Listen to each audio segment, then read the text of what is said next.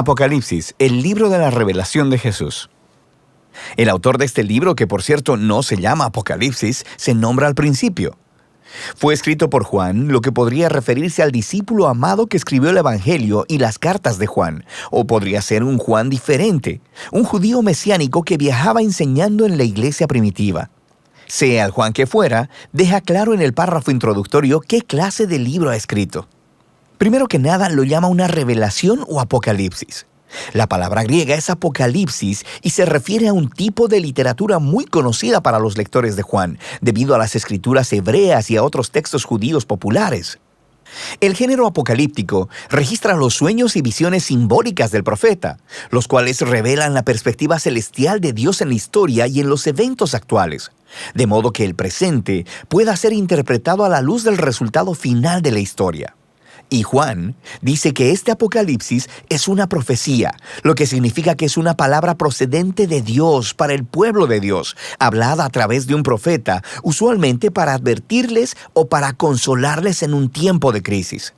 Al llamar a este libro una profecía, Juan está diciendo que se levanta en la tradición de los profetas bíblicos y está trayendo su mensaje a una culminación.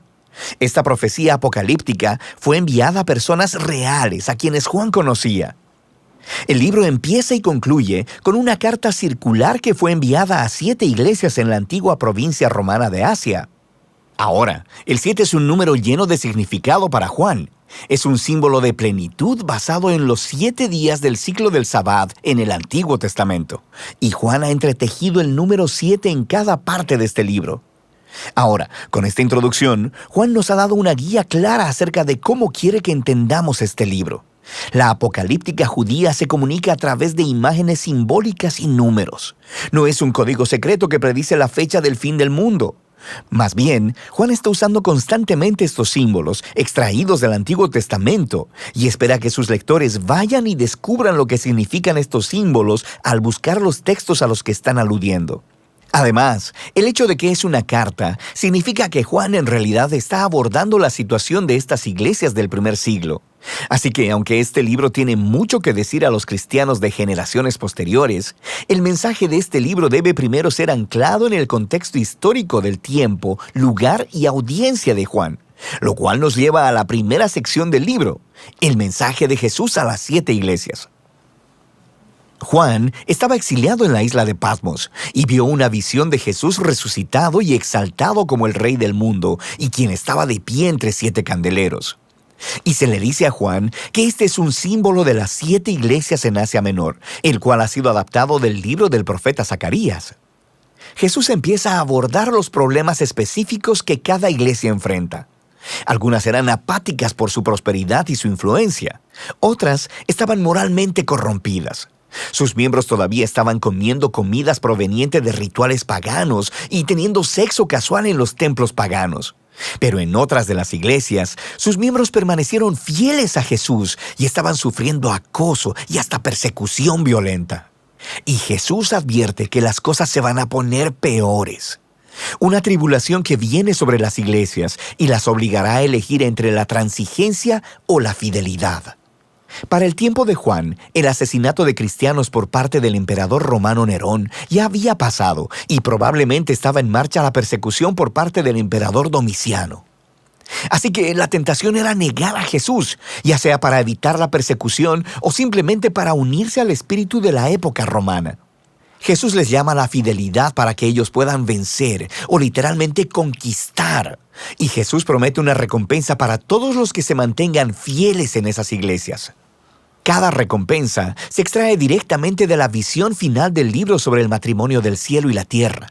Así que esta sección inicial establece la tensión principal de la narrativa que guiará el desarrollo de la historia en este libro.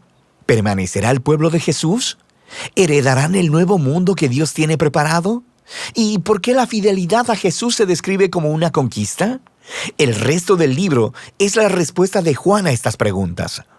Después de esto, Juan tiene una visión del trono celestial de Dios y la describe con imágenes extraídas de muchos profetas del Antiguo Testamento. Alrededor de Dios hay criaturas y ancianos que representan a toda la creación y a las naciones humanas. Y estos le están rindiendo honor y lealtad al único Dios, Creador verdadero, quien es santo, santo, santo. En la mano de Dios está un rollo cerrado con 7 sellos de cera. Simboliza el mensaje de los profetas del Antiguo Testamento y el rollo sellado de las visiones de Daniel. Estos tratan sobre cómo el reino de Dios se manifestará completamente, tanto en la tierra como en el cielo. Pero sucede que nadie es capaz de abrir el rollo hasta que Juan escucha de alguien que sí puede. El león de la tribu de Judá y la raíz de David. Él puede abrirlo. Estas son descripciones clásicas del rey mesiánico en el Antiguo Testamento, quien traería el reino de Dios a través de conquistas militares. Ahora, eso es lo que Juan escucha, pero luego, cuando se voltea a ver, lo que ve no es un rey león agresivo, sino un cordero sacrificado y ensangrentado, y quien está vivo, parado y listo para abrir el rollo. Ahora, el símbolo de Jesús como un cordero inmolado es de importancia crucial para entender el libro. Juan está diciendo que la promesa del Antiguo Testamento sobre el futuro y victorioso reino fue inaugurada a través del Mesías crucificado. Jesús venció a sus enemigos al morir por ellos como el verdadero Cordero Pascual, para que así ellos pudieran ser redimidos. Debido a la resurrección, la muerte de Jesús en la cruz no fue una derrota. Fue su entronización, fue la manera en que conquistó al mal. Así que esta visión concluye con el Cordero junto a aquel que estaba sentado en el trono, y juntos son adorados como el único verdadero Creador y Redentor. Y así, el Cordero inmolado comienza a abrir el rollo. Este es un símbolo de su autoridad divina para llevar a su conclusión la historia humana. Lo que nos lleva a la siguiente sección del libro, los 3 ciclos de 7. 7 sellos, 7 trompetas y 7 copas. Y cada ciclo ilustra el reino de Dios viniendo en justicia a la tierra, así como existe en el cielo. Ahora, algunas personas piensan que los 3 grupos de 7 juicios divinos representan una literal secuencia lineal de eventos que ya sucedieron en el pasado, podrían estar sucediendo ahora o que sucederán en el futuro cuando Jesús regrese. Pero nota cómo Juan ha entretejido juntos todos los grupos de 7 para que las últimas 7 copas salgan de la 7ª trompeta y del 7º sello, y cómo las 7 trompetas emergieron del 7º sello. Son como una muñeca rusa. Cada 7º elemento contiene a los siguientes 7. También nota cómo cada una de las series de 7 culminan en el juicio final y tienen conclusiones correspondientes con cada serie. Así que es lo más probable que Juan esté usando cada grupo de 7 para representar desde 3 perspectivas diferentes el mismo periodo de tiempo entre la resurrección y el futuro regreso de Jesús. De manera que el Cordero inmolado empieza a abrir los primeros 4 sellos del rollo. Y Juan ve 4 jinetes. Es una imagen inspirada del libro de Zacarías, capítulo 1. Y ellos simbolizan tiempos de guerra, conquista, hambruna y muerte. En otras palabras, un trágico día promedio en la historia humana. Luego, el 5º sello representa a los mártires cristianos asesinados delante del trono celestial de Dios y cómo el clamor de su sangre inocente se eleva delante de Dios, como el humo desde el altar del incienso. Y se les dice que reposen porque todavía más cristianos van a morir. No se nos dice por qué, pero se nos dice que no durará para siempre. El 6º sello es la respuesta final de Dios a su clamor.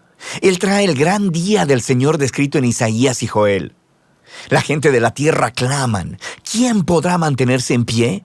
Y de repente, Juan detiene la acción con un intermedio para responder esa pregunta. Juan ve un ángel con una sortija de sello viniendo a poner una marca de protección sobre los siervos de Dios, quienes están soportando todas estas dificultades, y escucha que el número de los que fueron sellados es 144,000. Es un censo militar como el que está en el libro de Números, capítulo 1. Hay 12,000 de cada una de las 12 tribus de Israel. Ahora, pon atención. El número de este ejército es lo que Juan escuchó, así como escuchó acerca del vencedor león de Judá. Pero en ambos casos, lo que él vio cuando se volteó a ver fue el sorprendente cumplimiento de esas imágenes militares en Jesús, el Cordero inmolado. Así que cuando él mira este mesiánico ejército del reino de Dios, está formado de personas de todas las naciones, cumpliendo así la antigua promesa de Dios a Abraham. Este ejército multiétnico del Cordero puede sostenerse delante de Dios porque han sido redimidos por la sangre del Cordero y ahora son llamados a conquistar, no matando a sus enemigos, sino sufriendo y dando testimonio, justo como el Cordero. Después de esto, el séptimo y último sello se rompe. Pero antes de que el rollo sea abierto, las 7 trompetas de advertencia emergen y fuego es tomado del altar del incienso. Este simboliza el clamor de los mártires y su derrame sobre la tierra trae la realización del día del Señor. Ahora, con las 7 trompetas, Juan da un paso atrás y cuenta de nuevo la historia, esta vez con imágenes de la historia del Éxodo. Así que los primeros 5 sonidos de trompeta reproducen las plagas enviadas sobre Egipto. Luego, la 6ª trompeta libera a los 4 jinetes que vinieron de los primeros 4 sellos. Pero luego Juan nos dice que a pesar de todas estas plagas, las naciones no se arrepintieron, justo como el faraón no lo hizo en la historia del Éxodo. De manera que parece que el juicio de Dios por sí solo no traerá a las personas a un arrepentimiento humilde delante de él. Entonces Juan detiene una vez más la acción con otro intermedio. Un ángel le trae el rollo sin sello, el cual fue abierto por el Cordero. Y tal como a Ezequiel, se le dice a Juan que se coma el rollo y que proclame su mensaje a las naciones. Finalmente, el rollo del Cordero es abierto y ahora descubriremos cómo el reino de Dios vendrá a la tierra. El contenido del rollo se describe en 2 visiones simbólicas. Primero, Juan ve el templo de Dios y a los mártires junto al altar, y se le dice que mide el templo y que los separe. Es una imagen de protección tomada de Zacarías capítulo 2. Pero los atrios de la ciudad son excluidos y son pisoteados por las naciones. Ahora, algunos piensan que esto se refiere literalmente a la destrucción de Jerusalén que sucedió en el pasado o que sucederá en el futuro. Pero lo más probable es que Juan esté siguiendo la tradición de Jesús y los apóstoles, quienes usan el nuevo templo como un símbolo del nuevo pueblo del pacto de Dios. En ese caso, esto es una imagen de cómo los seguidores de Jesús puede que sufran persecución por parte de las naciones, pero esta derrota externa no puede quitarles su victoria por medio del Cordero. Esta idea se expande en la segunda visión del rollo. Dios designa a 2 testigos como sus representantes proféticos a las naciones. Y una vez más, algunas personas piensan que esto se refiere literalmente a 2 profetas que aparecerán algún día en el futuro. Pero Juan los llama candeleros, lo cual es uno de los símbolos que claramente usa para identificar las iglesias. Así que esta visión es probablemente acerca del rol profético de los seguidores de Jesús, quienes deben llevar el manto de Moisés y de Elías y llamar a las naciones y a los gobernantes idólatras para que se vuelvan al único Dios verdadero. Pero luego, de repente, una horrible bestia aparece, que permite que el lector recuerde Daniel capítulo 7, y la bestia conquista a los testigos y los mata. Pero luego, Dios resucita y vindica a los testigos delante de sus perseguidores, y el resultado final es que muchos de entre las naciones finalmente se arrepienten y dan gloria al Dios creador en el día del Señor. Ahora detente, piensa en la historia hasta aquí. Los juicios de advertencia de Dios a través de los sellos y las trompetas no generaron arrepentimiento entre las naciones, justo como las plagas del Éxodo solo endurecieron el corazón de Faraón. Pero el Cordero conquistó a sus enemigos al amarlos, muriendo por ellos. Y ahora el mensaje del rollo del Cordero revela la misión de su ejército, la Iglesia. El reino de Dios será revelado cuando las naciones vean a la Iglesia imitando el amoroso sacrificio del Cordero, no matando a sus enemigos, sino muriendo por ellos. Es la misericordia de Dios demostrada a través de los seguidores de Jesús que llevará a las naciones al arrepentimiento.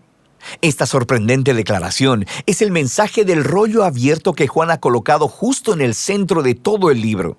Después de esto, la última trompeta suena y las naciones son sacudidas, conforme el reino de Dios viene a la tierra como es en el cielo. Así que ahora sabemos cómo la Iglesia dará testimonio a las naciones y heredará la nueva creación. Pero ¿quién es esa terrible bestia que hizo guerra al pueblo de Dios? ¿Y cómo terminará toda esta historia?